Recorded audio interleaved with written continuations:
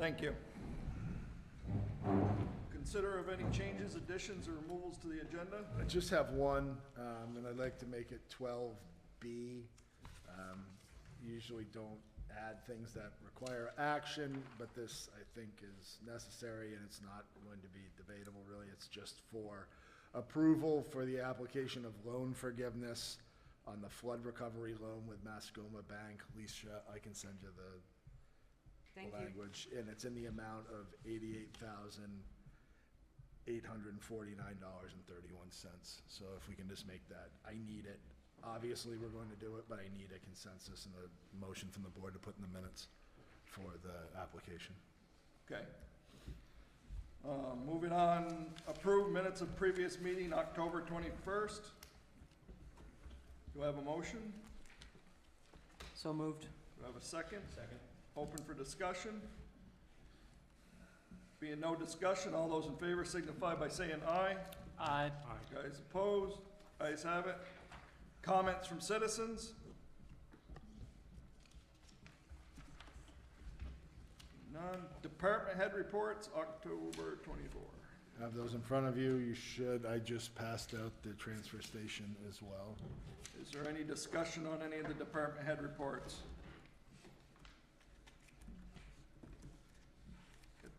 Being none, do I have a motion? Make a motion, we accept the department head reports. Second. Any other discussion for that? All those in favor signify by saying aye. Aye. Guys opposed? Guys have it. Approval request licenses and permits? None. None? Okay. Sorry. Dorsey Park Playground Grant discussion. So this is, we're interested and have been, Nick, along with Cherry, have been looking over the possibility of a grant for upgrading and essentially really upgrading the playground at Dorsey. That would be aside from the ARPA funds that would be dedicated, that we've already allocated to Dorsey, but this, we've done a lot at Dorsey with, the tennis courts are being tended to. Skate park is obviously new.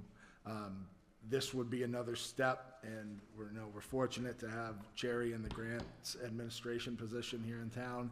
She's really been going forward, trying to secure those opportunities, and has reached out and been working with Nick on, this is a very good opportunity. There's a lot of money that's available to the town.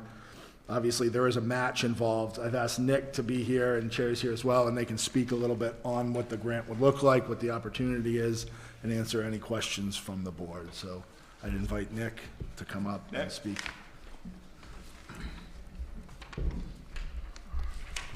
All right. So the Land and Water Conservation Fund grant is a 50-50 matching, reimbursable matching grant. So the town would end up putting the money forward to pay for the project, and then would get reimbursed 50%, get half that cost back. The nice thing about this grant is we have to submit a application in December, and then a full application in January, and then the grant's awarded in March of 2025, and then it's not going to get executed until June of 2026, which allows us to budget, to go through 2 budget years to budget funds for the matching process. The grant process with going through the skate park grant and understanding the hoops we jumped through for that. I've been working with different one playground company specifically, just with costs and what a turnkey process looks like. And their cost is about $200,000. We can get it a lot less because we can do the surfacing more cheaper and the site work at a better cost. The other part of this grant, we can do any in-kind donation, counts as a part of our reimbursement. And this grant has also awarded 48 playground projects. Springfield's gotten the grant in 2015. A couple schools got it in 2017, and then Burlington just got it for one of their big parks for $471,000 in 2022. So it is feasible that we can apply for this grant, get this grant, and use it towards this playground. The rec department also has a rec facilities fund that every year the town puts about $5,000 to $10,000 towards, and it just builds up and builds up. Right now it's at $50,000. 57,750. Is it 57? So we have the ability to use some of that funding as well to help supplement it. And then we also, like Brendan said before, we also have the ARPA funds. We have about 60,000-ish left for Dorsey after we take out the tennis court project. It would put us about 57. 57. I would like to try to save, knowing that we have those funds in our back pocket, I'd like to try to save those and see if we can really apply for this grant. And what I'm looking for today is sort of an amount from the board that you would be willing for us to apply for, and then Cherry and I can kind of move forward on our end. Well, other than putting the money up front, it looks like he has all the money, Well, I mean, the half that we have to come up with. close to it, 57, with the ARPA funds, yeah, but if you were to, you have 57,000 in capital funds that essentially right now could be allocated for that, but again, as Nick mentioned, it's 2 years down the road. I think that this is something that is worth pursuing in the neighborhood of a $200,000 grant. That would put us on the hook for 100,000 matching, which with that capital, with even the funds that are there, we're almost there. That is one piece of that park that does need to be But as to be he said, upgraded. donations could count towards that Correct, too. and that would be something you'd, yeah. So we have 57 left from ARPA. No, we have 57 in the capital, facility fund. Yeah, and what do we have left from the ARPA after About the tennis? 60,000. That's about, Okay. Yeah. Nick, what's the state of that playground as is? Is it something that you can wait a year and a half to start that project? Absolutely. Kids still use it. It's just a sadder looking playground. I know, but we've been working on this for 3 years. Mhm. And I understand that because of the cost of the project, it's gonna have to go out to bid anyways. So we've been the rec committee and I have been reaching out to other playground companies to figure out different designs so that we can bring it to the board and have people get their input on it and figure out which one they like the best. And is that, it seems like a fairly small area when it comes to playgrounds. Is that a $200,000 space there? Is that what? So it's the equipment itself is roughly about $100,000. Then the installation is about 10-ish, or the freight's 10, and where is it? The product's about 92,000.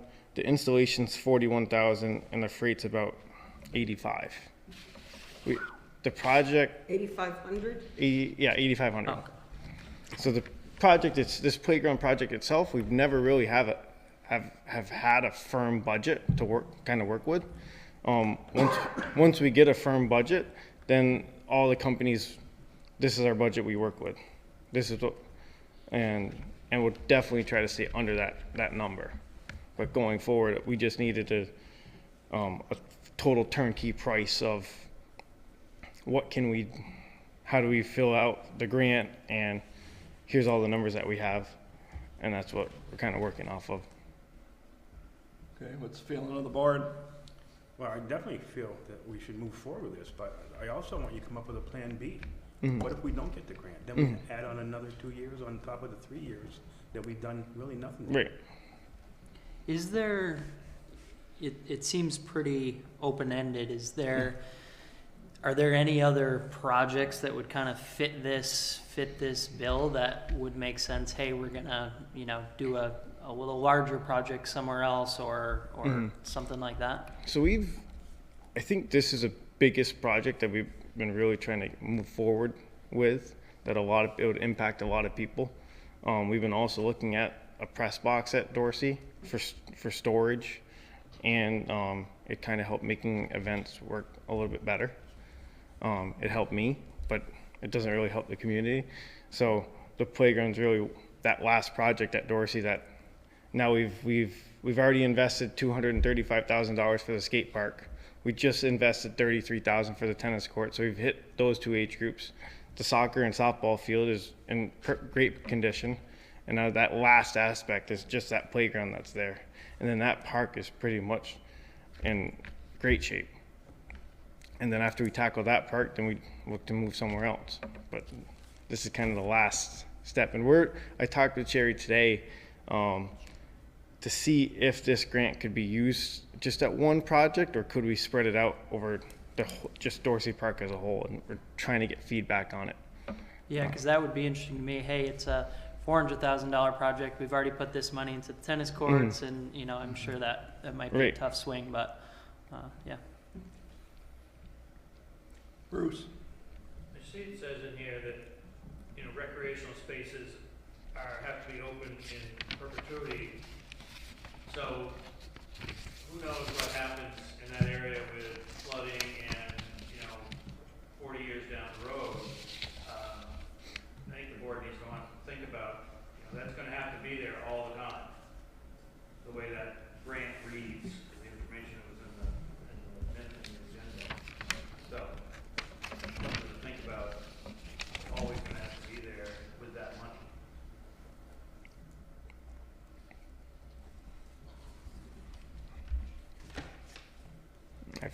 I think that space is going to be, with the wrapping that was done to the bank where the skate park is, I feel comfortable that space is going to be hopefully protected from any weather events.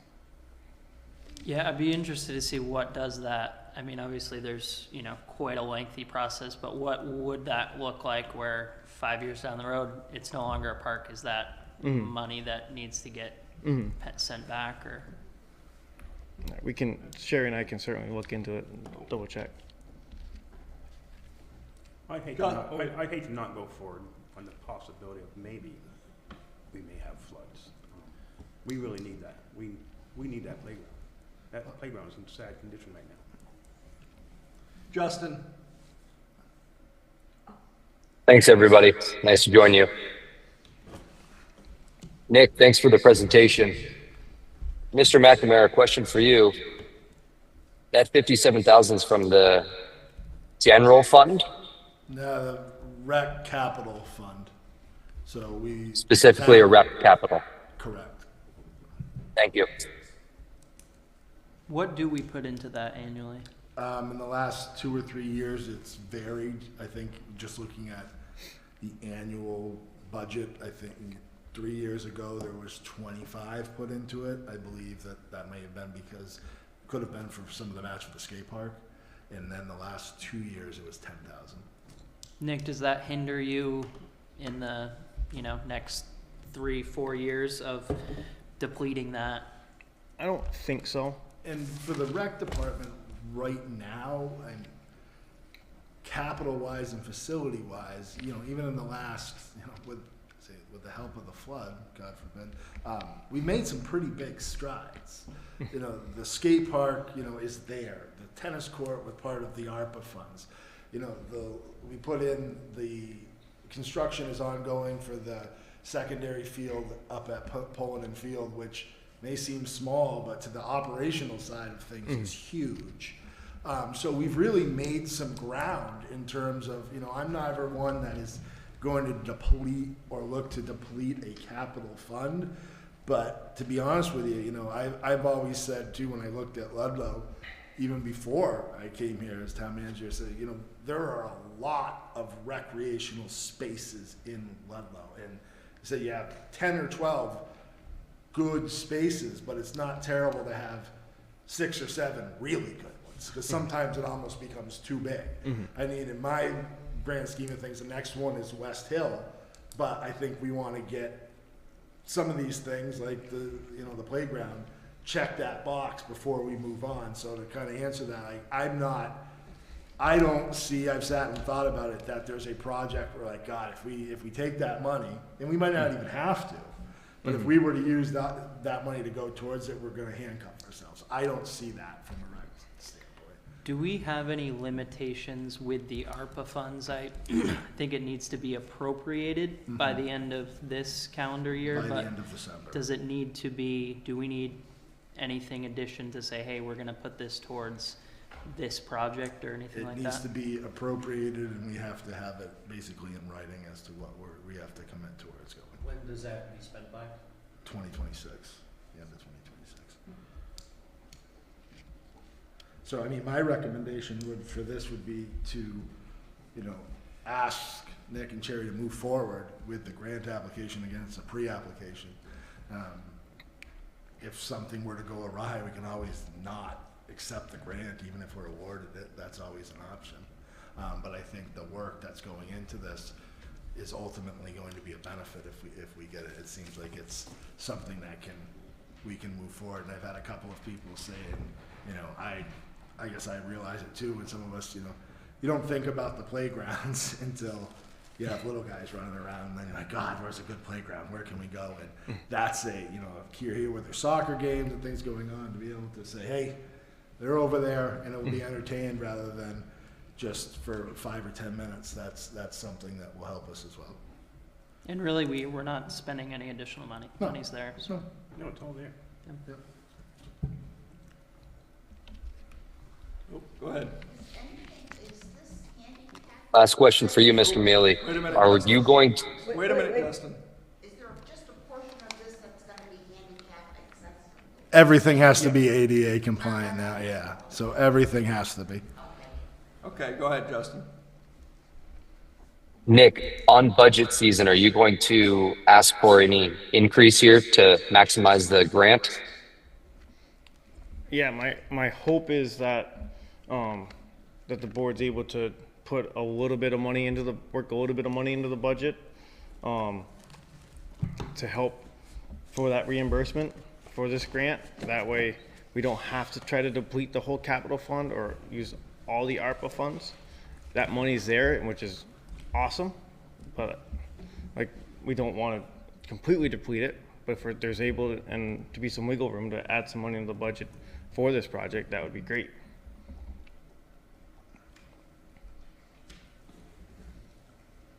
So are you looking for a motion or? Yep, looking for a motion on how much to move forward on.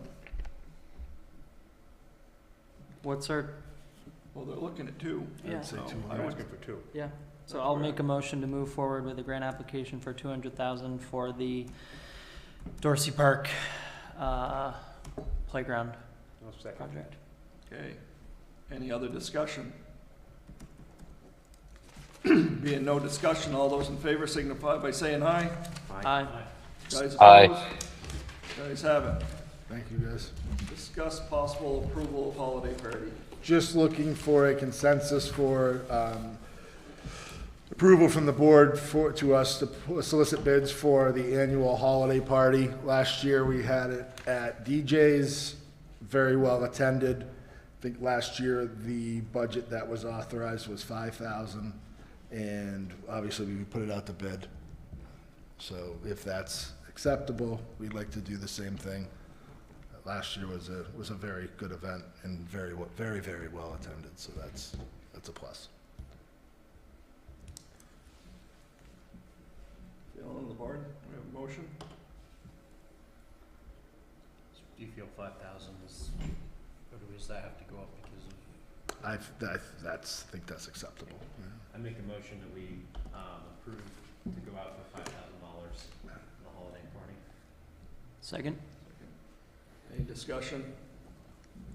Being no discussion, all those in favor signify by saying aye. Aye. Aye. Guys opposed? Ayes have it. Discussion regarding rental registry. So this is a topic that we touched on briefly at our last meeting. Last meeting was an odd one, obviously, because it was towards the end of the month. We had to reschedule. So, as you all know, fire at Trailside, in like one of the condo units there, really brought up, I know I can speak for a number of the board members as well as myself, there was a lot of feedback from the public regarding the town and short-term rentals and a rental registry. And, you know, before the idea was brought up, it was decided that we were gonna take a pass on it and it was not pushed forward. I think because of the situation, specifically at Trailside, it's the due diligence of this board, you know, to revisit that. Again, and from my standpoint, this is not I said this last 2 weeks ago, this is not a town oversight reason. This is not a money, we want the permit fees. This is a bottom line life safety issue, is what this comes down to. It comes down to us providing safety and knowingly providing safety for our community, our guests, our mutual aid partners who may be responding to these, and at least the town taking a second look at that, because I think it's, as we sit up here and I sit at my desk, it's our job to do that. And, you know, it's, I just lost my train of thought, but that's all right. Anyway, so again, it's not a regulatory thing, and it's not an issue of we want to stop anyone from making an income or, you know, putting more restrictions on you. If you want to have a home that is 8 people and you rent to 8 people, great, just do it correctly. If you want to have a house that you're going to rent to 18 people, fine, just do it correctly and have it permitted. And so the people who are renting the properties are doing it by codes and standards, providing safety to the people that they are renting to that are under the assumption that that is happening. So with that being said, you know, I've been on and told my thoughts on it. Tonight I've asked Chief Ben Whalen from our Ludlow Fire Department, as well as Landon Wheeler, who is the State Fire Marshal Regional Manager for this area, just to come speak a little bit on what they see from their side of things, answer any questions from the public, from the board, and then really it's, you know, if the board feels that this is, and again, I want to be clear, that no decisions are being made tonight other than we're going to say no, or we're going to pursue. This is not something that will be enacted for this winter season. This is further on down the road. Would have to go to a vote, et cetera. And we've been down this road.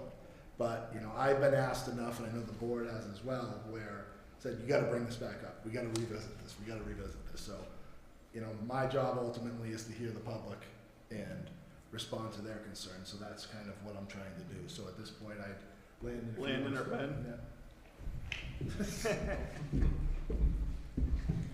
Hi, everyone. What can I answer for any of you? So Landon, what from your job, and namely you can specifically reference, you know, the issue at Trailside, what are you seeing for Ludlow? We know that we may have an issue, obviously, with short-term rentals and maybe long-term rentals in terms of, you know, overcapacity, non-compliance. What are you seeing, or maybe your concerns that are specific to Ludlow? That would be, I guess that's a place to start, because that's where we're. Yeah, so we're here. We are in Ludlow. I'll let you know that some of our concerns are properties being utilized outside of what they've been designed or inspected for. And that isn't just a Ludlow specific issue. That's a statewide issue, and it happens in all kinds of occupancies, not just rental occupancies for residential use. We find all kinds of uses in all kinds of places that they shouldn't be. In this case, when we're talking about a specific issue, my codes and standards don't differentiate between long-term and short-term rentals in any capacity. So when I talk to legislators or select boards, I make sure that that's something that's understood. Is we base our codes and standards off of the occupant load that the building is going to be used for, and then it gets categorized, and appropriate codes and standards would go from there. A glaring item that is very visible is if you go to any rental registry or advertising agency, you can do a search. And if you do a search for any ski area or populated area in the state of Vermont, you'll see how many rentals are available through the different advertisement agencies that are available. And Ludlow has thousands. That's not an exaggeration. There's thousands that are both short-term and long-term. The big trigger and something that I would say is a higher risk is obviously the more people you put into a building that wasn't designed to have, say, more than a single family group or entity or a reasonable amount of people, such as 8, the increase of risk does go up. I know that there's a lot of outcry and our public awareness and information about Trailside, but I never want to detract from the good things that happen there. The life safety equipment that was in that building, it worked. The separation that was in that building, it worked. There are good things that come. Something that's important for the board to understand is life safety isn't built off of a single item. So I know that there's trigger words like sprinkler and fire alarm that people think would make things a lot better, but life safety equipment never is a single entity. Windows matter just as much as a sprinkler system would matter in a building, and a tenant separation wall can be just as important as a fire alarm system. They all have to work together. And in a case where you're using a building outside of what it's been designed for, you do run a much higher increase to the safety because those additional items that may be mandated in that building may not be there. And there's other contributing factors. There always is. And those are things that the Division of Fire Safety does work on to resolve. In this case, before I came today, I looked up our statistics for a 1-year, 3-year, and 5-year. So we've had over 500 interactions. That means one of my staff members was in this town doing some form of either inspection or permit review in this last 10 months. In 3 years, we're around 2,500 interactions. So it's a lot of work. And we do spend a considerable amount of time in Ludlow as a team. My team, Ben was part of my team, and Michael Messer has taken over those responsibilities in this community. That's why he's here today. What else? Can you speak to, as a single family dwelling, I decide to build my house or have someone build it, and when I go to rentals, what sort of code changes from that single family home to opening up for rentals? Awesome question. So you can build, if it's your house and you live in it in the state of Vermont, there are no codes and standards that it's built to. The liability is between the owner and the builder themselves, so you can build at will. When you decide to rent a property in the state of Vermont, it becomes a public building by definition in accordance with 20 VSA 173. And what that means is that every one of my codes and standards that would be applicable for that building should be met. I know passive enforcement is not something that works, and obviously I'm an enforcement agency, so we don't practice passive enforcement. But there are laws that say if you're going to do these things, you, as an owner, are liable to make sure it meets codes and standards. Someone doesn't have to tell you. It's your job as the owner to make those buildings compliant before you use them for that use. And that's also covered under 20 VSA 173. It actually specifies liability. So huge, drastically different. A building that is built for an owner and that will be occupied by an owner, and it is single family, it will not have typically any outside inspections for that building. It won't have electrical or plumbing inspections. And a lot of times those processes will be by a contractor who may or may not understand all the codes and standards that are applicable with that building. Is it uncommon? No. very common in the state of Vermont to have a house built that does not conform to codes and standards for an owner-occupied single-family home. And how long have these codes been in place that are governing these public buildings that when we're renting? Longer than I've been alive. So Vermont has had codes and standards for well over 70 years at this point. They do change over time. They're designed to change just a little bit every 3 years. We are currently, the State of Vermont Division of Fire Safety, when I say we, that's what I'm referring to. We are currently going through the rulemaking process to adopt the 2021 code cycle. We are currently on the 2015 code cycle. So we will be updating our codes and standards. When it comes to subjects such as the one we're speaking of, there's very minimal impact to that between the 2015 code cycle and the 2021 code cycle. Obviously, I've mentioned it repeatedly, the more people you put in a building that are not part of a single family group or entity, meaning a family that takes care of each other, the higher risk for a building.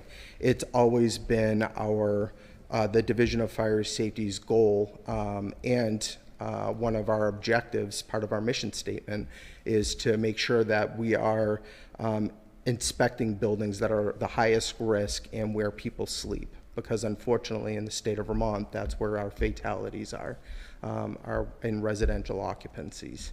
The vast majority of those are single family owner occupied. Landon, how do you control that? If they're overpopulating these houses, how do you go about trying to control that? I think that that's, for me, from a state fire marshal standpoint, and I have to look at the big picture, and I have to take a much broader approach. I can't inundate a specific item with all of my staff. That would be isolated inspections and not something that we do. I think a multi-pronged approach really does work. The town already has zoning regulations that are in place, and there are zoning violations in some of those buildings when they create additional bedrooms, additional mandates or work on your wastewater system. I think that education, I'm going to go through a couple of things here. I think education is really important. I'm guaranteed that there's some of these owners that are ignorant to the fact that they're probably breaking laws. And we will be working diligently on getting information out to people as a first step of our corrective actions to things that have been brought to light to us. On top of that, when education fails in my business, we use enforcement tools, and we do have tools to enforce, but we have a very long-standing history of educating way before enforcement at the Division of Fire Safety, and I believe that's a very strong approach that helps us build relationships instead of breaking them down. To answer that directly from my perspective, I do hope that I'll be able to educate not just this association, but all the associations through information that I'll be providing soon to help with that outreach, to let people know if you're going to rent to 8 or less, these are the things in a checklist that you can utilize to make sure you're meeting these codes and standards. Very simple process. If you want to rent to more than 8 people, there's a process for that. It's called a change of use in the state of Vermont. You can file that with my office. One of my fire marshals will come out and either complete a site visit or guide you through that process, and we can get you to where you need to be able to rent the way that you want to rent that building. The other part of that is and this is a constant, we absolutely go to every one of the 62 towns that I'm responsible for, and we provide code information sheets that can be handed out to anybody that comes into a town office. Do you need a permit? Because we have multiple different avenues that we get into these rental properties. We find them rented for a high occupancy. Somebody calls us and tells us that there's a rental that's really high risk. We're there to do a construction site inspection because somebody actually filed a permit. And we do probably over 100 purchase and sale inspections in the town of Ludlow a year. So that gets us into a lot of buildings. When those purchase and sale inspections happen, unfortunately, most of the buildings are empty, so we don't know how many people they're going to shove in. But something that we can do on our side is to identify what that building can have for an occupant load. And that is something that we've historically done. So there's a lot of things that can be done, and from my perspective, I think that those are really good tools. I do want to make a very big separation between not every rental registry that's been created in the state meets the same objectives. If you're going to look at a rental registry, I would encourage you to figure out why you want that rental registry. I will also say that it's not the Division of Fire Safety's intentions to have a rental registry dictate our operations, meaning I can't designate if you had 50 people approach or 100 people in a week approach you and say, because you have a rental registry, I need an inspection before I can occupy. I couldn't facilitate that, and I wouldn't be looking to facilitate that. That wouldn't be responsible to the rest of the state as a whole. So that's a lot of information, and we are working on outreach that will hopefully be able to go out to the masses. I would absolutely encourage the town of Ludlow, once it's produced and ready for distribution, to assist the Division of Fire Safety in distribution of that material, because it will act as a notice to a lot of these people that are renting to a lot of people.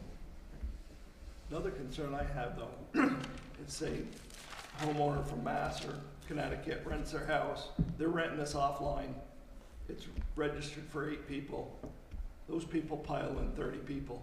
Yeah. That owner has no clue what they're doing. Yep. And that can happen, and it does happen. I would say, I'm going to tell you, any landlord is responsible for their property, and that's part of the risk that you absorb when you want to rent your house. And I know that liability is something that we all worry about in life, but if you rent and you don't have controls in place to try to hinder that from happening, you're still liable. If somebody puts 40 people in your house and you have a camera doorbell and you see all 40 people going through your house, you're still liable. So Brett, that's a really good question, and it's a really good statement. Do things happen, and are people nefarious? Yeah, it happens every day. Are there ways that people that rent out their properties can help deter that? There absolutely are. Fines, additional monies charged if you add additional people to your building, having your local property manager complete site visits when you have concerns for the property, canceling people's stays in a building that are not following your rules and regulations. It would be no different than if you had a no smoking policy in your building and somebody went in and one of your cameras showed you that, or you received a complaint that the house was full of smoke. There are a lot of things that people can do to curtail that. Of all the inspections you've done, and maybe this is a Ben, Michael question, but when you find those violations, are people upset? Are they happy you informed them that they were putting people at risk? Or, where does that fall? We get the whole bag. So we get all ranges of emotion, and from people really being upset that it's going to cost them money to keep that business going that they really have enjoyed, or upset that we're limiting their occupant load to their building when they can make a lot more money by renting it to more people. We absolutely do get the people that are ecstatic about us being there, inspecting their buildings, and very thankful. And that's the best part about our job, is seeing the success stories, because we don't just get to see it, we get to see it after an emergency also, and we do call those success stories.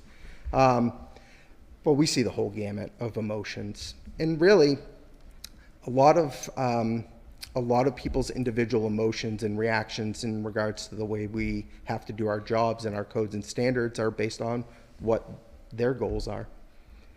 If somebody really just wants to be a business and a business owner, you know, they may not have the same outlook as somebody who's owned a building for 40 years and it's their family property and they've had a million memories there and they're just looking to offset their taxes or have a small business. Lots of different options. Anybody else? Ben, you want to speak on it? Sure. Thank you, Lyndon. Thanks.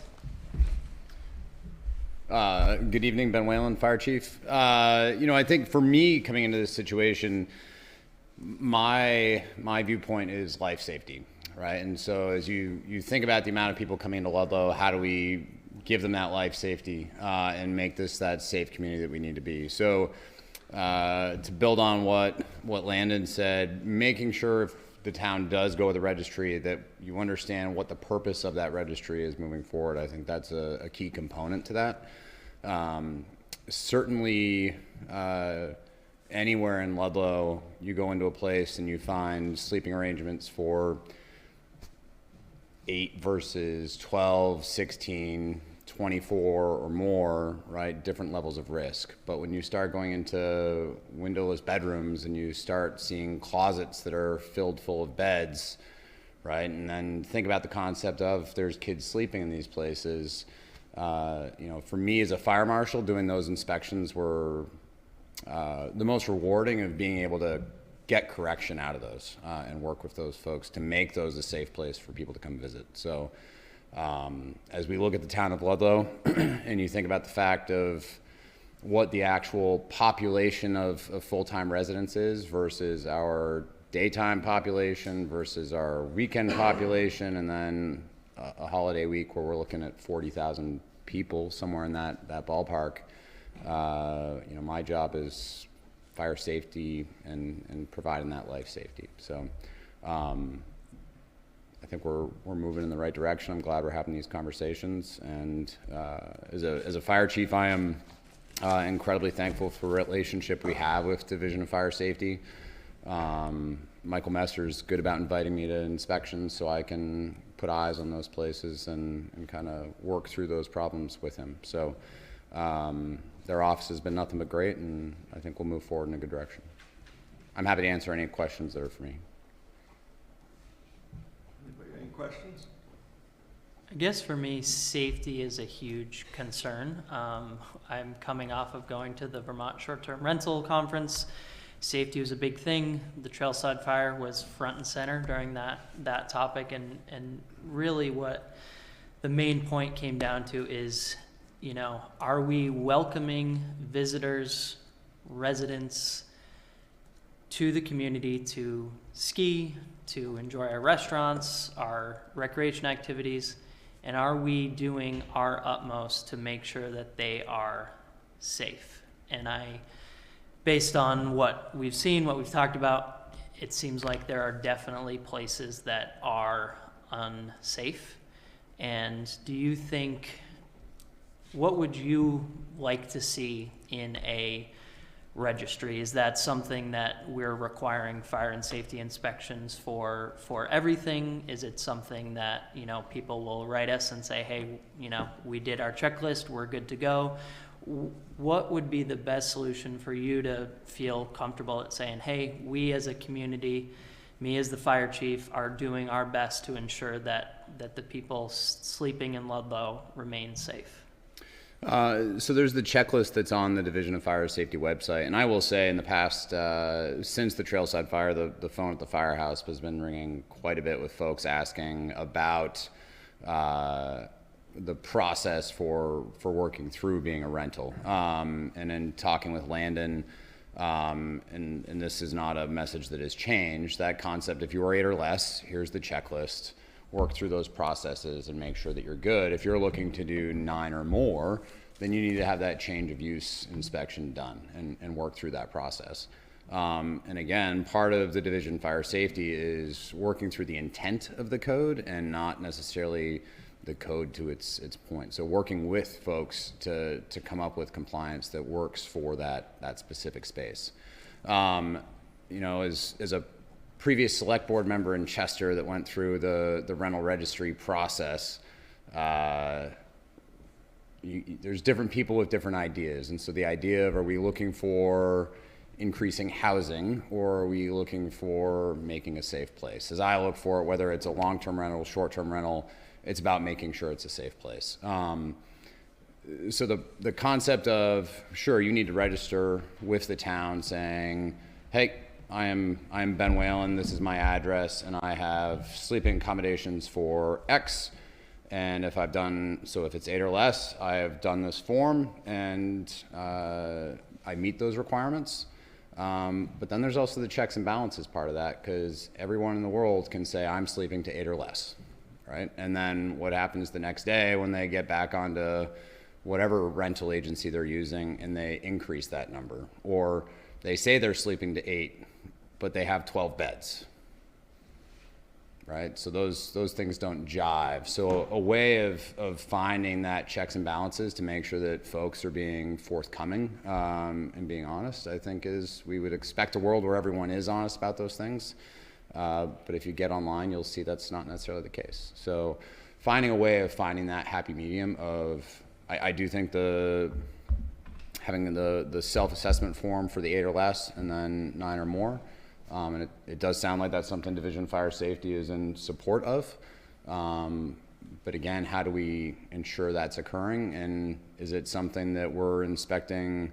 The fire marshal's office is not going to come in and say, hey, we'll go inspect these places every year or 2 years or 3 years or 5 years. They don't have the manpower or the folks to do that. So how do we continue to make sure that those places are safe? We're not the first town that's discussing this. I'm sure there's other towns that have models that meet our needs, but we just need to make sure those are adjusted to actually fall in line with the community of Ludlow. And tell me about the 9 to 16, or Landon. We talked about the 8 or less. Yeah. So 9 to 16 doesn't necessarily mean you have to have these sprinkled. It doesn't necessarily mean a lot of things. It No. almost sounds like it's negotiable. Everything in life is negotiable, right? I like that. The black and white code path for, if I took I took a house that had 8 or 8 or less, and I wanted to sleep 16 people in it. The black and white code does say a sprinkler system would be required because it would be considered new.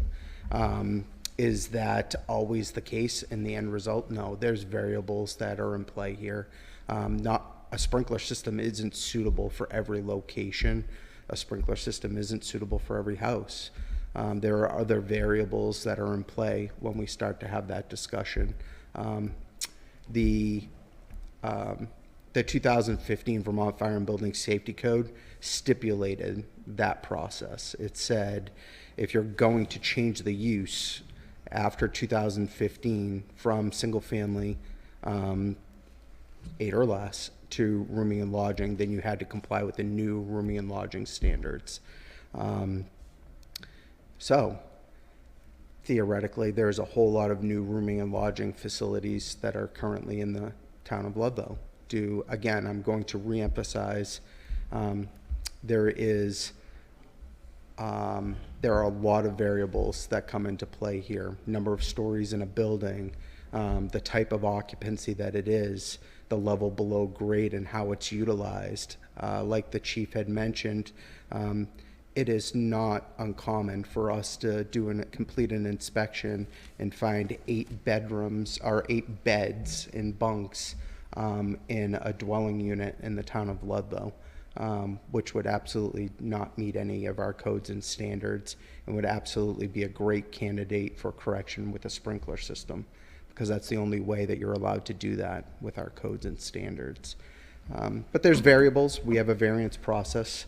If all else fails and somebody really didn't want to, or they had I say didn't want to. If somebody really didn't or had a valid reason to not comply with the codes and standards in their entirety, meaning black and white, we do have a variance process in the state of Vermont where somebody can provide an alternative that would be considered an equivalency. And that could be reviewed if it came down to that. Our codes and standards are not designed to be a burden.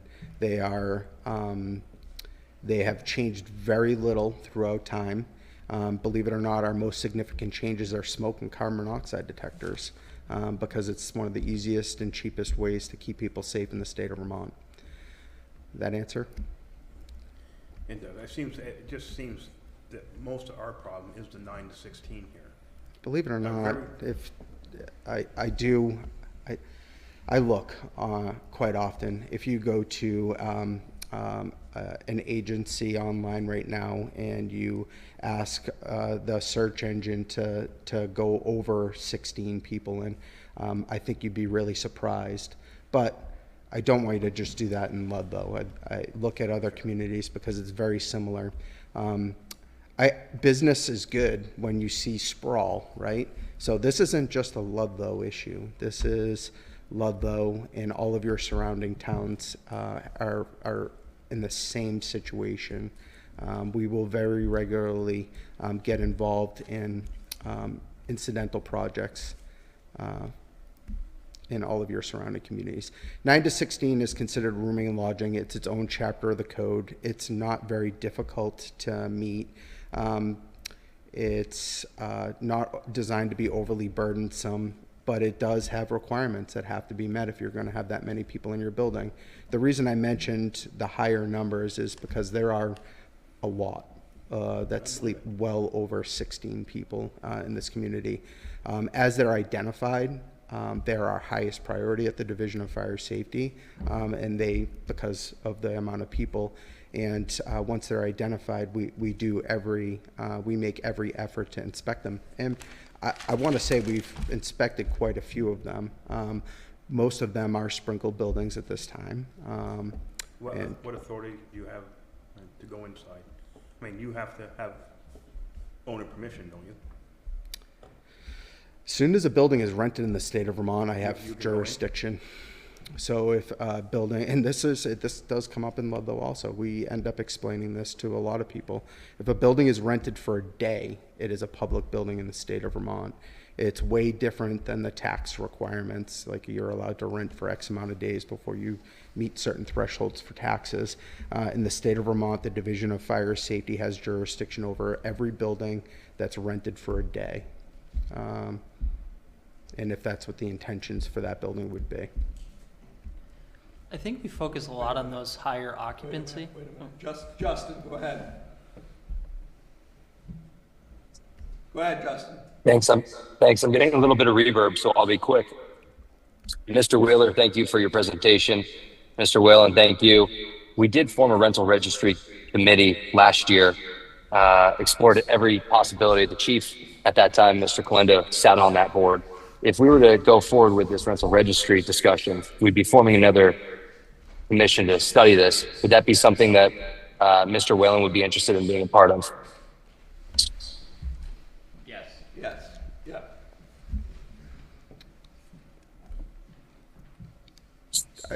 Is that just for Mr. Whalen?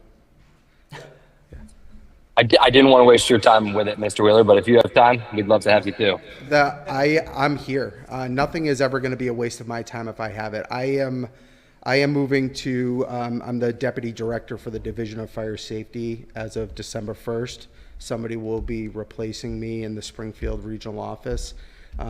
We have historically supported communities to the best of our ability so that we don't end up with conflicts when they do come to creating new town ordinances that would have impact with the Division of Fire Safety.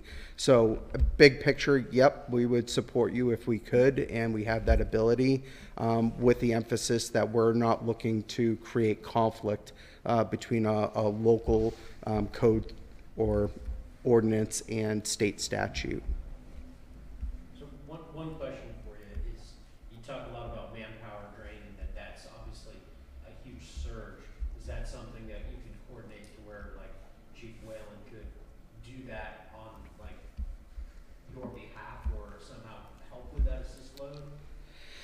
I would never dare to speak to Chief Wayland's and give him workload.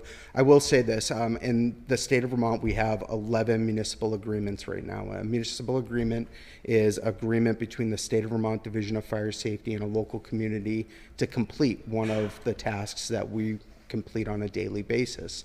And they range from the full, every aspect of what I do for work, such as Hartford has a full municipal agreement, and Brattleboro has a limited municipal agreement where they inspect existing residential occupancies. Would that be available to the town of Ludlow at that level of inspecting existing residential occupancies?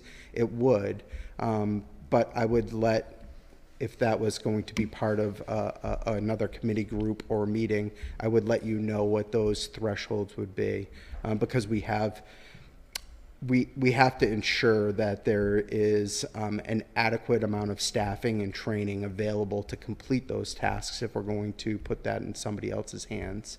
But yes, that is something that is available. It's called a municipal agreement.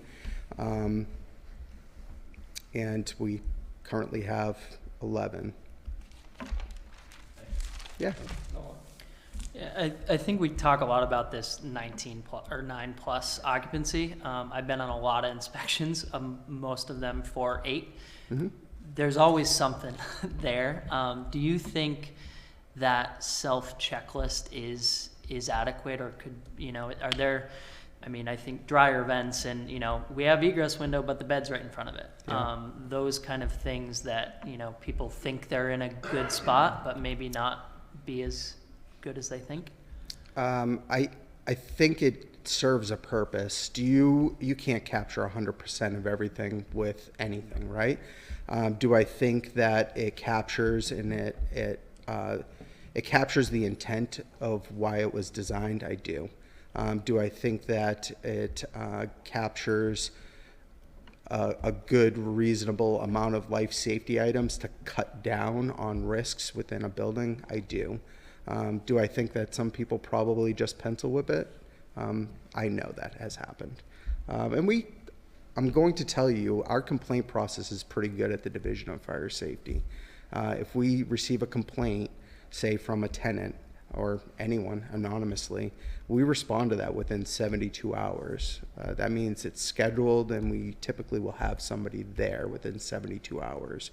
And when rental properties are typically involved, we have found those slips have been filled out and the building isn't compliant. But that is another safeguard that's in place, is, if somebody recognizes that the building really isn't following what's on that checklist, they can file a complaint with our office, and we'll schedule an inspection.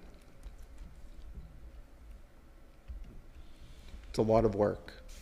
I'm going to just build on the MOU part real quick. It takes a lot of infrastructure and time and ability. One inspection is about an hour-long process, an hour of travel time, and then an hour of documentation. And that's an average, right, to how we do our jobs. So one inspection is about 3 hours. One fire marshal has about 2,000 work hours available during a year. The reality with training and time off, the best inspector can do about 500 inspections. A new inspector is at about 100 inspections.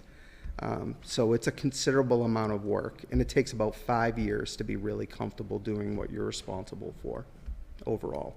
So to give this board an idea of what that workload would be, I would never encourage that on a fire chief without additional support. We have seen that strain that system when that burden is put on a singular individual.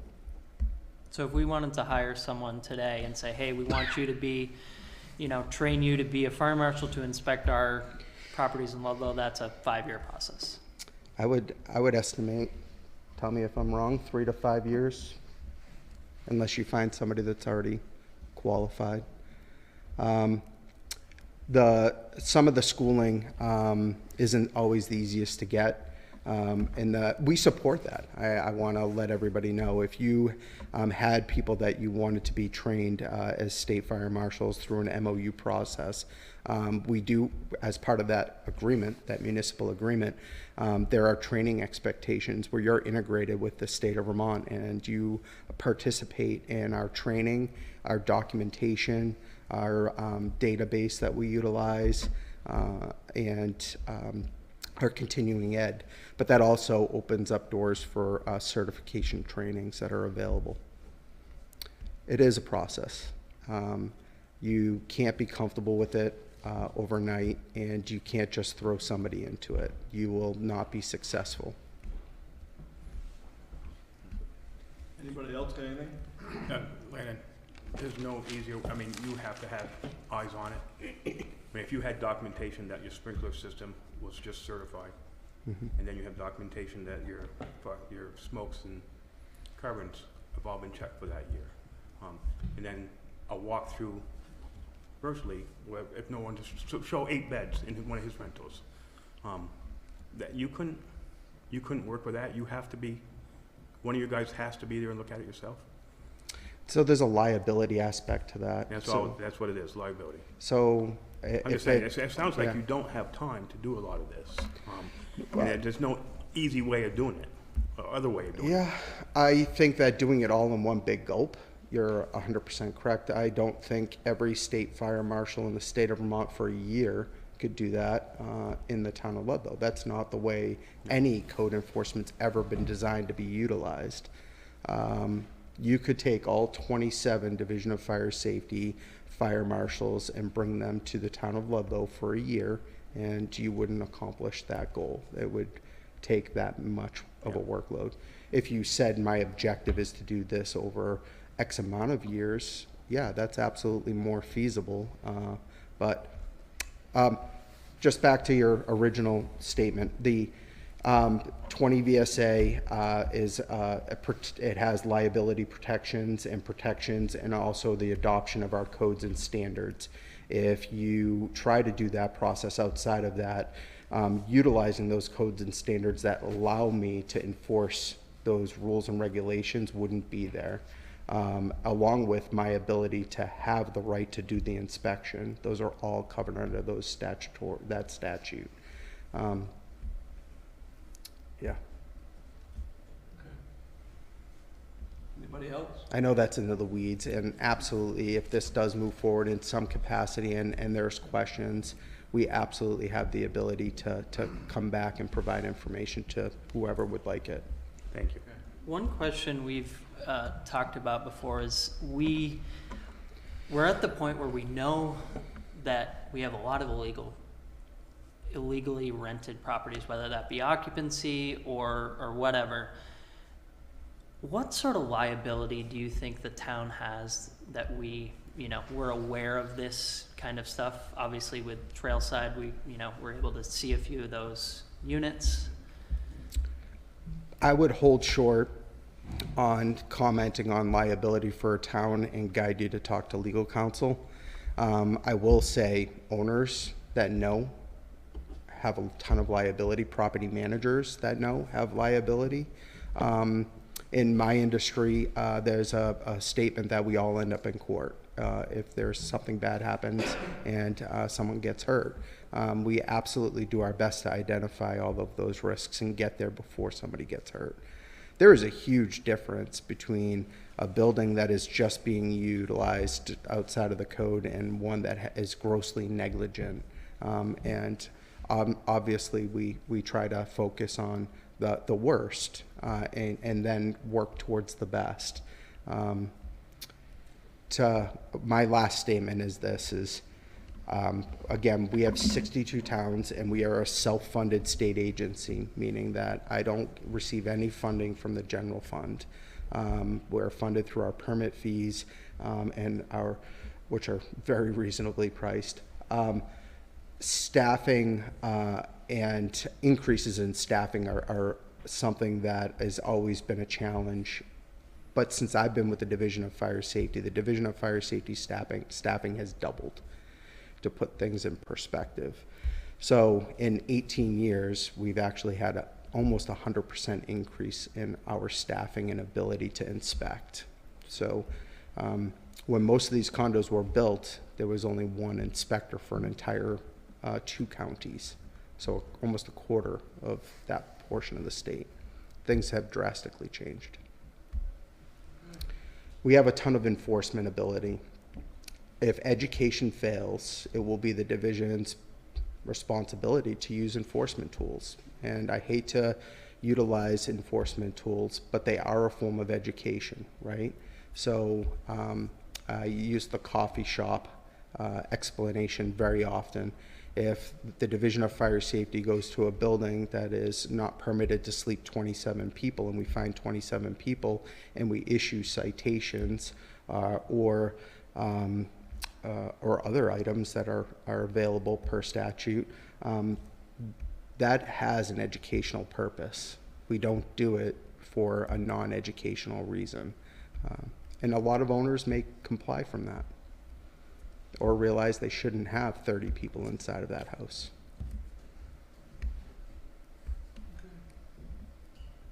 Perfect. Thank you. Thank you. Okay.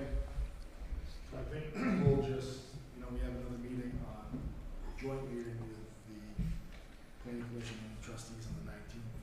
I guess that this is going to be something that we'll have to sit on and discuss. As to exactly, I think a lot of points I take away from this that are the pertinent things are, what are we looking to get from it?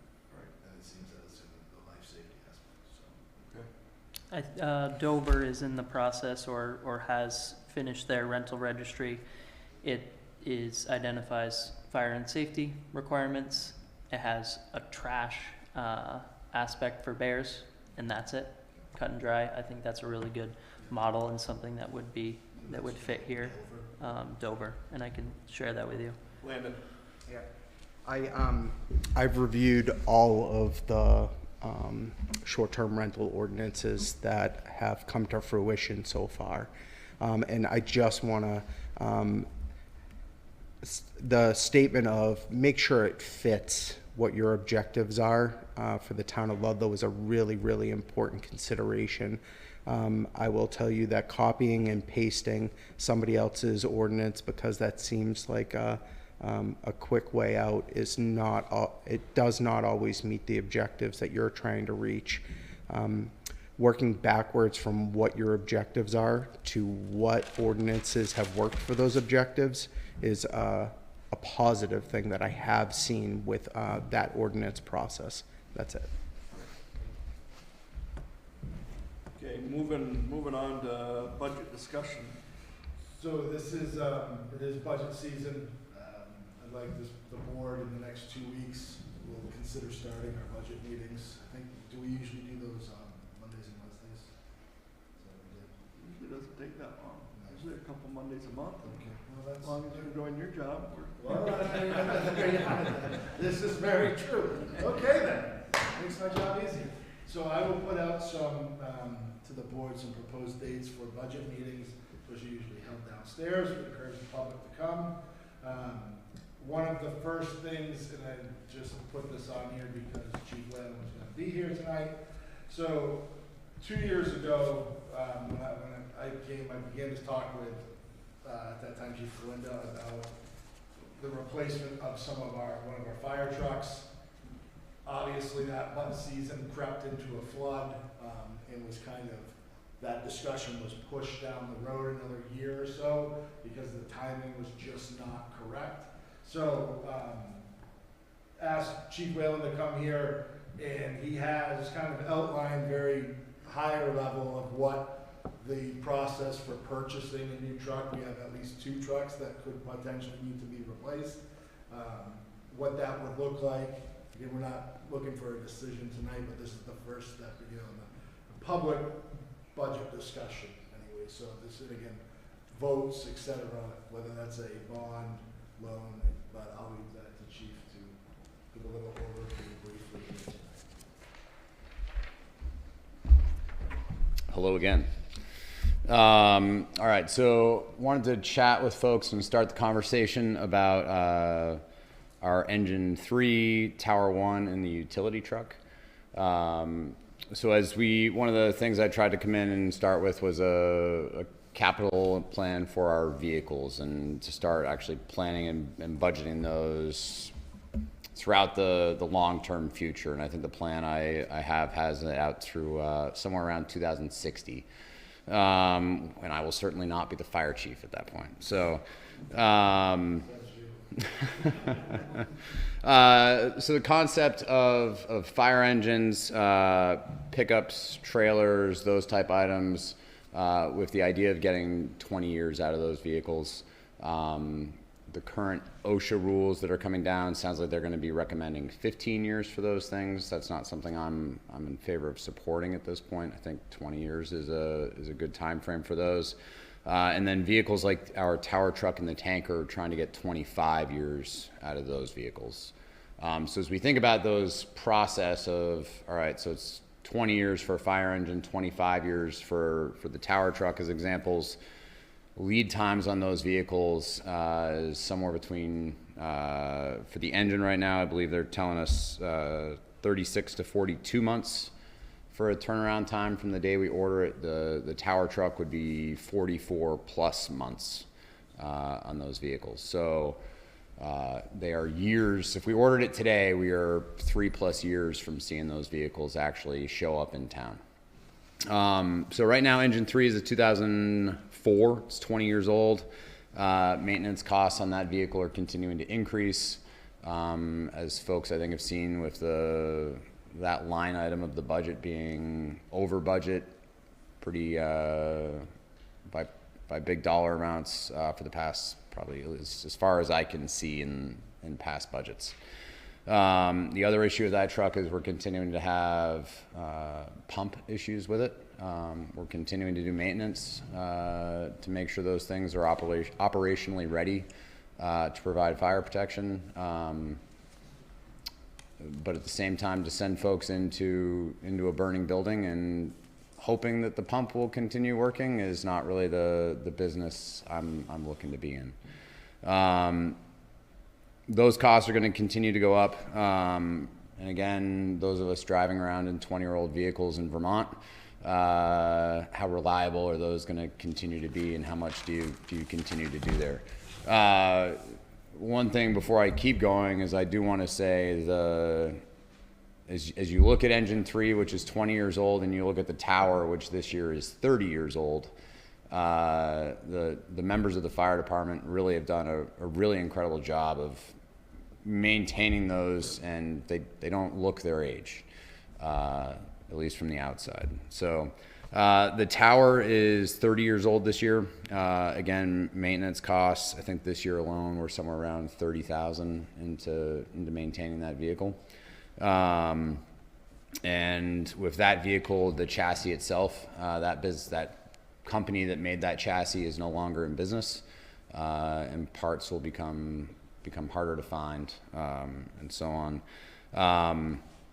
As we move forward, I would like to see that vehicle getting used more, and getting those vehicles out on the road and getting them to scenes and using them operationally. Newer vehicles are also going to have more modern parts to them, more user-friendly, safer on the road, and so on. Everything costs some pretty good money, and the utility truck is also 20 years old this year. It's a 20-year-old diesel pickup. I will say the highway department, I think, has expressed some interest in using it for moving sand, I think taking the body off of it probably, and doing something with it if they could.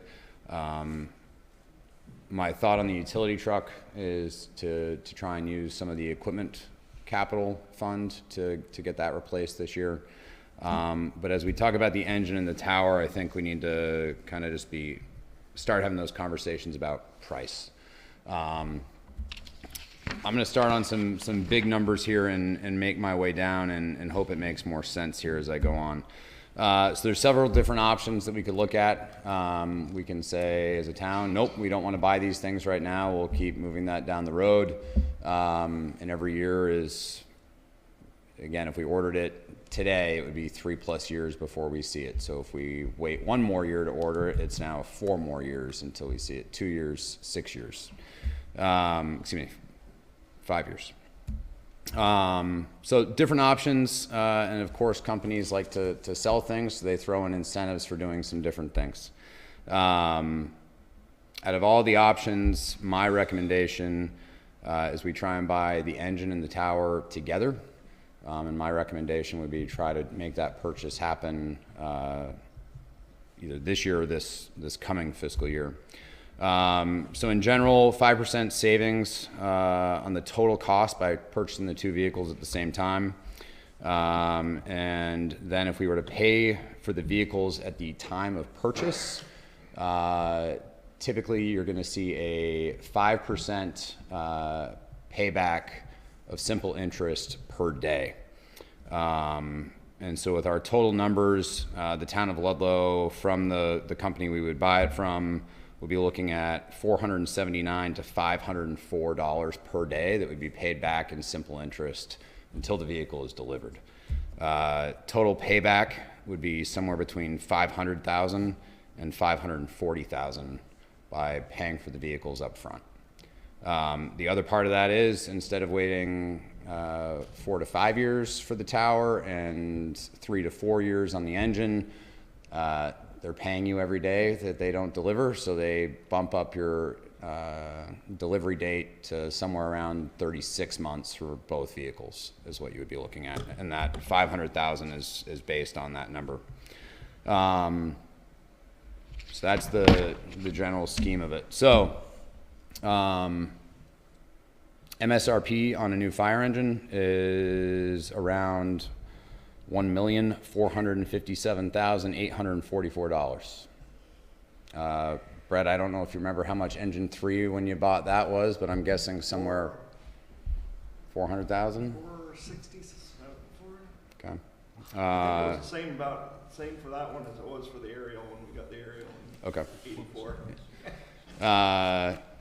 And then the tower truck, and this is MSRP, and I'm going to get through some more numbers. I'm just trying to give you the high level and break it down a little bit.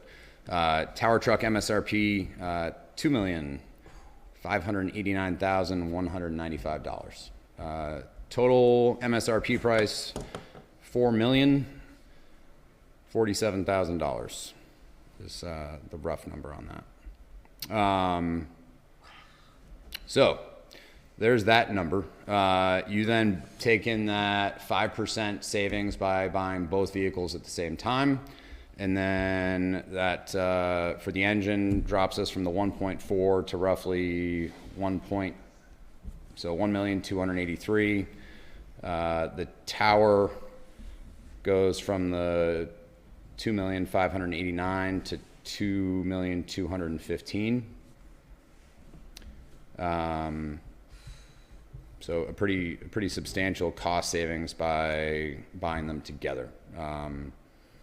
And the next part of that is, sorry, I'm working through my numbers here for you folks. Of course, there's cost increase that are coming up. So there is a 5% cost increase that is going to come up for purchasing vehicles that happens on February 1st is what they are predicting. So long story, 5% difference. So if we were to purchase these vehicles before February 1st, make the order, we would save $116,624. You then take into consideration the pre-buy payback, that 5% simple interest that we would get payback on every day. Again, so if we were to purchase the vehicles so the MSRP was $4,047,000. If we were to purchase them before February 1st, rough number, would drop that number down to $3,498,000. And then with the pre-buy of saving that 5% simple interest, drops us down to $2,988,416. So roughly $1 million in savings by buying both vehicles together. And doing the pre-buy, and February 1st. And then it'll be a roughly $156,000 increase if we waited until after February 1st. So those are some really big numbers, and a lot of them to kind of throw out there at you, but they're numbers we need to talk about. And some kind of things to throw out there with it. Those numbers are not based on using anything out of the equipment fund for the purchase of those vehicles. Brendan, I think the number on that is 450,000 is roughly what is in that cash at the moment. It's also not taking into consideration any trade-in value. Unfortunately, my assumption would be trade-in value of a 30-year-old tower truck and a 20-year-old fire engine. I think if we got 50,000 for both of them, we'd probably be doing pretty well on a trade-in. Certainly, if we were to try to go sell them outright on our own, there's greater opportunity there for funding.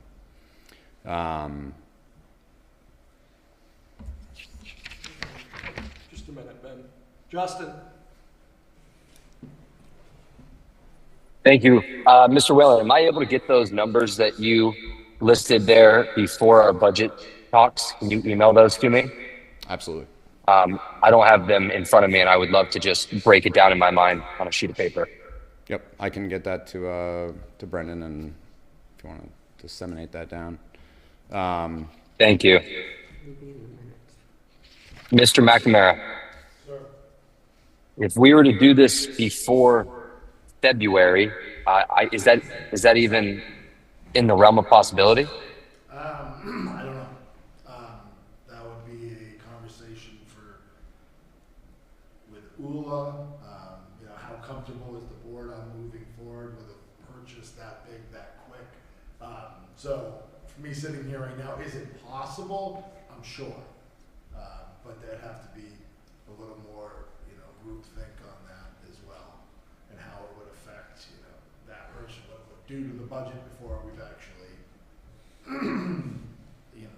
put that into the. I like the forward-thinking approach that Mr. Whalen provided with giving us all the incentives.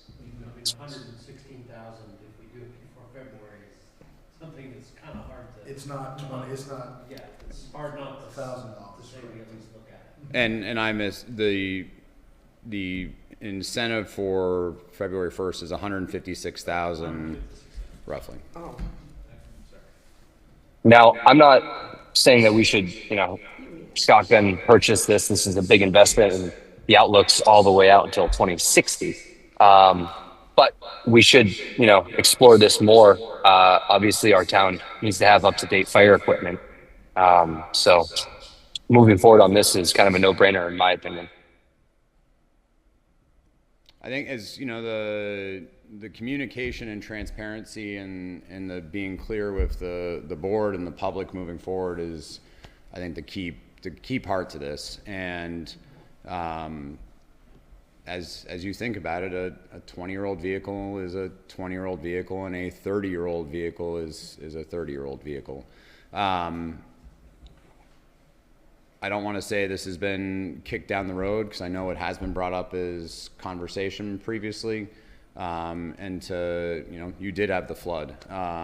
You had a new chief coming in and new things. And for me, to make sure that we are buying vehicles that aren't simply just good for the day they show up, but that they are good for another 20 years, that they're good for another 25 years, that's making sure we're buying the vehicle that suits Ludlow's needs, I think is really important here. Bruce? I'm just wondering, you're spending close to, potentially on paper, $4 million. You'd think that maybe the company might give us 5 weeks to, town meeting is the first week, in March. I don't know, maybe you should explore of not having that increase if we're going to, because potentially you've got a pretty good chance that that's going to pass, but to try to do that in front of people, that's pretty. So I do think, I wanted to give you folks the MSRP because I thought that was important. I do think if it is something that we are able to buy both vehicles together and pay for it up front when we make the order, we'd be looking at the 2,988,416, and these are estimates if we did it prior to February 1st. So I think we are under $3 million there, which 4 million versus 3 million is a really big number. And then after February 1st, it goes up 156,836. So it's 3,145,252. Bruce, I agree with you on you would think these companies are up for that. I'm not sure we'll get anywhere on that. I'm happy to continue those conversations, but I do think there's so many people out there ordering fire. It is how it is, and you take that price increase. It's worth a discussion. Yes, absolutely.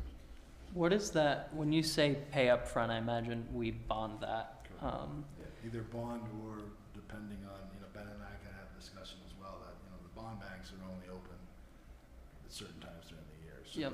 depending how that fell, obviously a bond is gonna have a better interest, but on the flip side, if the bond bank, that doesn't line up, we'd have to entertain a loan.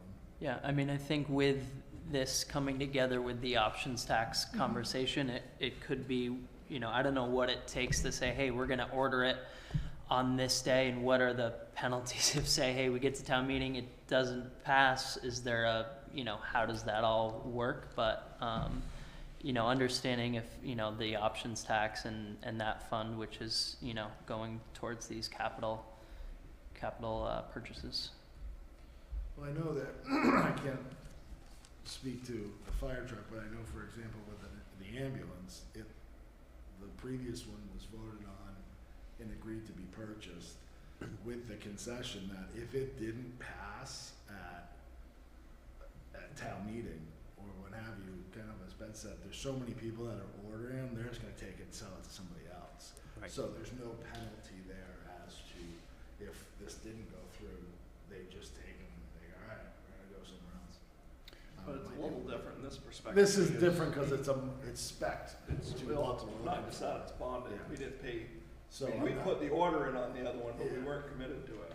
So at least with the majority of the fire truck vendors that I have spoken to at this point, you can make an order, but they won't actually take your order until you've given them some funds to say we're moving forward with this. And at the same time, I do think that 5% simple interest payback, I don't think we make, with how that works, I wouldn't make the order until we're ready to actually get that money back. Because when you're talking about $510 a day over the course of 1,064 days, it's a lot of money to come back to the town to offset those costs. And if, let's say, the engine were to show up in 36 months, but the tower still took 40 months, you would still get that 5% on the tower itself as opposed to both. So the longer they take, the more we get back as savings to the town. How spec'd out is that where they could say, oh, we got this other truck and here it is in 2 years, where we weren't necessarily planning on that? I think that 30, like I can't say that they couldn't show up in 2 years. What I would say is they have a backlog that is that long that they're saying 44 months plus.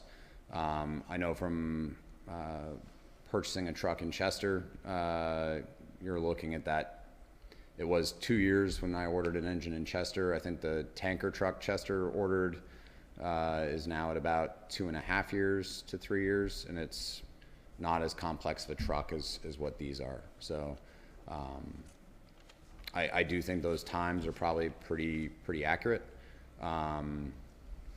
If it showed up early, I would also say we'll stop incurring the maintenance costs that we are currently taking on our current fleet. And I guess kind of to that point, is this kind of an exact comp to what we currently have, or are there?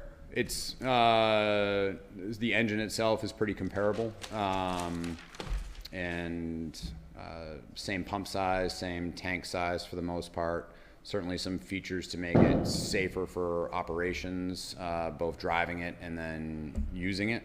The tower is actually going to lower, it'll go from a 102-foot tower to a 95-foot tower.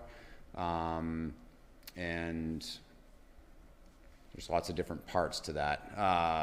The complexities of, you go from a super heavy duty frame and chassis and all that to what they call their mid-range. But it's also far more maneuverable, and the footprint that you need to actually get the thing set up is about 10 feet less wide.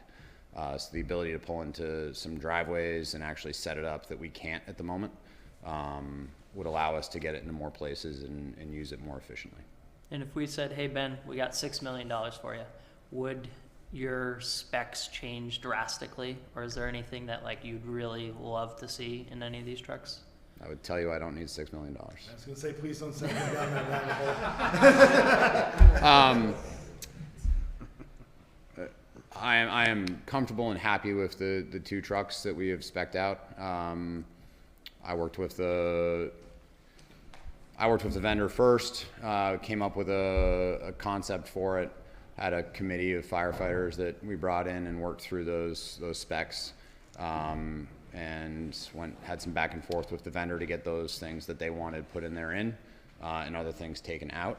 And I do think the trucks that we have designed will serve Ludlow for 2 to 3 decades, depending on how long we're looking at those. And again, these are accurate numbers. I do not expect these numbers to come in higher. If anything, I would expect them to come in lower. So. Okay, Thank you, Ben. thanks, Ben. Ben, thank you. Logan? I was curious about what's the balance of the fire equipment fund, and you said you kind of spec'd out a new schedule. Will you be seeking an adjustment to the fire equipment fund this town meeting?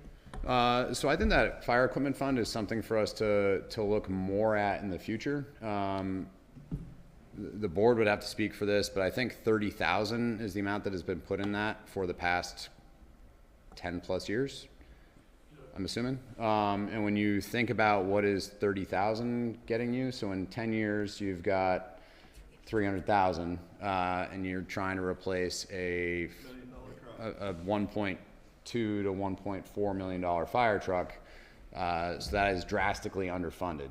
And actually, I think I looked at something the other day. It may be 20 years that it's been at that $30,000 amount. So I think the question moving forward on vehicle replacement, not just necessarily equipment replacement, is if the concept moving forward is to put those into a bond or put it into a loan, are we thinking about we're repaying that loan in 3 years and making it so the tax base of the town is those people that are here right now are paying for that vehicle right now?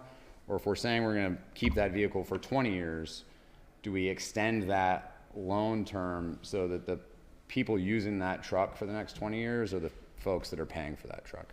And I think as we look at different options of moving forward with that, we find the model that works best for the town. The concept in a perfect world is that you don't have all these vehicles coming up at the same time every year. So right now, the rescue truck, as an example, is 10 years old. And so in 10 more years, and it's an engine. So in 10 years from now, so in 7 years from now, we should be ordering the replacement for that vehicle. And as this turns, and with the tanker being on a 25-year lifespan, with the tower being on the lifespan, and then trying to get both engines 10 years apart, my hope and goal is that those years aren't lining up on each other, so it's more of a rotating schedule as opposed to giant hits. I think right now, with the age of our vehicles and the fact that we do need to replace 2 of them, that 5% savings, which comes into roughly $200,000, makes sense to buy both of them at the same time to get that savings. So to answer your question on that 30,000, I would rather have the vehicles be part of a capital plan. and depending on what the board wants to do, maybe look at ways that maybe we're not putting that large amount into an equipment fund, or if we are, thinking about what that purpose is. You know, part of my job is to then figure out, all right, how do I replace turnout gear? How do I replace radios? How do I replace those essentials through my budget and actually have that worked out in a way that works throughout the year instead of having to come for those larger items. So we'll work through all those things, and I hope to have a good plan in place with the board as we move forward. Okay, thank you, Ben. Thank you. Thank you. Municipal manager update. No, he missed Bruce. Oh, chemo. Seasonal update. Huh? New agenda, right? Yeah, well, I didn't have it. Should have been. You all set? Go ahead, Bruce. Bruce Schmidt, 988 Chapman Road. Vice President, General Manager, Okemo. Thank you for your time. I want to just kind of give you an overview of what we're looking at for this season, some of the things we've done. Have any questions? We did this last year. I want to continue on with it. Okemo had a strong summer. Weather was obviously much better than what we've seen, in the past. We saw increased visitation, especially during the months of August, September, and October, with October being the season ended on Indigenous Peoples Day, and October was a strong month, but we lost the last 2 days to weather with some rain, and we weren't able to open. But some of the things that we've done, that don't have a lot of, you don't see too much of them, but it's, the capital budget, spent, the team did quite a bit of work this year. We did some painting in our base area, put new flooring in the clock tower, base lodge, quite a bit of paving around the lodge, and we re-sided the Sugar House building, and it's really, really looks sharp up there. On mountain, some new snowmaking pipe that is needed. We try to do that every year. We're really pushing and working with Efficiency Vermont with new low energy efficient guns, and move some different, we've added some fan guns, which Okemo hasn't really had fan guns, which they have their compressor on them, and they're, so the water, don't need an air line, you don't need the compressors, but we only have 5 of them, but we're adding more. Part of the permit over in South Face Village was some of the, which Okemo does not own, but they are allowed to come on to, the lift does end on our property, but they put a new trail in over there called Rossi's Run. It will have snowmaking over there. And then we also received a permit from the town to replace move a carpet lift. So we replaced a 40-foot carpet lift with a 100-footer, and then put in a new 100-footer, 60-footer over in the base area of the clock tower. So really, it's going to help with guest experience. We're adding, bringing back snow tubing. We didn't have that last year. We're bringing that back. In this season, we're going to discontinue ice skating to see how that, what the impact will be of that. It's really been hard with the weather to have ice skating, and it's something that just has not been viable, and we've been unable to open up very much with our guests. Continue, enhancements in food and beverage, which normally would be expected. We also had we had 6 weddings this year, and 2 of them were at the summit. We have a summit site that we've just put down some chips area, and they ride the lift up. So that's been good, and people have enjoyed that. One big thing I talked about last year, spring, we're starting bringing in what's called My Epic Gear, which is a subscription service for rental equipment for skis and snowboards. It is not a rental program. It's located to the right of the in the clock tower base area. It's the office area is located next to the right of the clock tower, And in Jackson Gore, it's to the right as you walk through the stone arches. Really excited about this, give guests an opportunity to be part of the membership, and then they get whatever type, over 200 different options for skis, snowboards, boots. So we're excited about that. Winter focus, snowmaking will begin when it gets cold. We're ready to go. We're have an anticipated opening before Thanksgiving. We'll open with our normal operating footprint. Our employee housing is similar footprint to last season, and really looking for focus on operational excellence, guest and employee experience, and the staff hiring is going really well. We have strong return rates, like 65 to 68%, in different departments. So I just want to thank the town manager and the department heads for their support and working together. We're always helping each other where we can, and thank the board and the town manager for the paving of the town's portion of the access road. It looks really good, and we really appreciate the relationship and the support for the lease of the Stearns Pit parking. So we're looking forward to a strong winter season, and if anyone has any questions, I'll try to answer them. Thank you. Okay, thank you very much. Actually, before we move on, I want to do a moment of silence for Bruce's father and Noah's grandfather. I should have done it at the beginning of the meeting. He had a lot of impact with our high school and his teaching and driver's ed, and I'm sure a lot of you, so I can just have a moment of silence.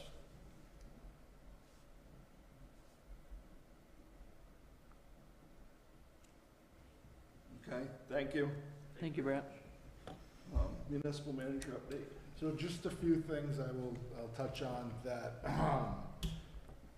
Dams, obviously, spillway repairs are basically done. They're completing Markowski's Excavating is completing the work on Site 5. So that is being done. So thankfully that was done by Markowski's Excavating with help of the NRCS has helped fund that. The major, we talked about the major dam rehabs for all 4 of the dams. Actually met on site with NRCS last week. Few engineers, as well as Du Bois and King, who is the primary engineer on that for Site 1 and 2. Looking at what the actual overall scope of those projects are. Again, that's a 6 to 10 year project. Engineering is ongoing. Some big steps have actually been made with this. They're doing some test drilling, looking at what the new spillways are going to look like, etc. So that project is going. Again, the engineering phase, design and engineering right now will take upwards of 2 years. So ongoing, completely funded, but is a major step for the town in rehabbing those dams. 2 weeks ago, we had our local options tax forum meeting here. Was fairly well attended, a lot of great feedback, a lot of interaction between the folks that came and the committee. Was able to answer some questions, get some ideas of what people may have, our concerns regarding the options tax. We will have another public forum probably, if not in December, maybe after the new year, as we move towards a possible, presentation for a vote in March. I think the one big thing that came out of that, there was a lot of positive that came out of it, but really from what I gathered is if you have questions about the options tax, obviously you can ask a board member or you can ask me, but you've heard me talk about it constantly. Ask someone who went to the meeting. Ask someone I spoke at the Okemo Valley Women's Group. Ask someone who was attending there. They really took away the most and give you, a more in-depth view, of seeing someone, when you go out for coffee and talking to community members. That's where you'll probably get your best information rather than coming to a meeting and just kind of hearing it an hour and 45 minutes into the meeting. Merger process with the village and the town, again, working. This week I received our first draft of what a new town charter would look like. This is a pretty big step in this process. So that's I sat down and reviewed it with our attorney that we've retained for that. What the next step in that process is going to be is sitting down with maybe some board members, our town clerk, and refining, the transition from the town and village. There's not a huge delineation at this point. It's more a few legal things. And once we have that first draft worked out, it'll be obviously available to the public. But it's really just kind of molding things together and putting it in writing the way things are. What I realized is as I looked at it, it's really just putting it in writing and having approved of the way we're operating now, to be quite honest with you, is very close to what it is. So to kind of follow up on what Bruce had mentioned, I'm meeting with John Neal, Mountain Ops, and the police department, Chief Billings, and acting chief of the ambulance, Mary Mancino. We're meeting on the 18th, just to have kind of a pre-winter seasonal meeting, just kind of review how, some of the bones of the operation with the town. Town and Okemo, as Bruce mentioned, works very, very well together. Everything from, the department heads to the ambulance service. It's very seamless, and we're fortunate to have that. So this is kind of just a touch base to say, hey, this is what we're looking at going into the season. That'll be on the 18th. Mill Street Bridge should be fully open to pedestrian traffic on the 11th. Reminder, we do have that, I mentioned at the joint meeting of the Planning Commission, trustees, and Select Board on the 19th at 6 p.m. One of the topics for that will be... Excuse me 1 second. On the notice, I believe it said 5:30. Okay. 5:30. You might want to check that. I will check. I just wrote it down at 6. So that will be one of the topics. There will be some of the findings from the previous STR committee, so that will be discussed. And finally, obviously, behind us voting tomorrow, here 10 to 7. Please get out and vote. Okay. Other business. And we have to do 12B, the Yeah. consensus on that. Other business, 12B, loan. So this is what I just need is a affirmative from the board for the forgiveness. When we applied for the loan after the flood, we are now eligible to apply for forgiveness of the interest, which is $88,000. 88,000? 88,000. 849.31. 849.31. Thank you, Brett. So I just need a vote in the affirmative from the board, so that needs to be listed in the minutes and the application to be sent away to recover that interest. We have a motion. Is the term receivable? Yes. Yeah. Loan forgiveness application. So I make a motion that we proceed with the loan forgiveness application in regards to the flood. Second. Second. Open for any other discussion. Being no discussion, all those in favor signify by saying aye. Aye. Guys opposed? Guys have it. Possible items for next meeting, December 2nd. We're good? Yeah, I'll Yeah. have some, I'm sure. Warrant orders didn't get brought up, so, or there wasn't any. Possible executive session, personnel contracts, legal issues, personal legal Personal and legal, unfortunately. needed. I make a motion that we enter executive session for personal and legal reasons. Second. All those in favor signify by saying aye. Aye. Aye. Guys opposed? Guys have it. 7:47. Thank you, everybody, for coming. I like that.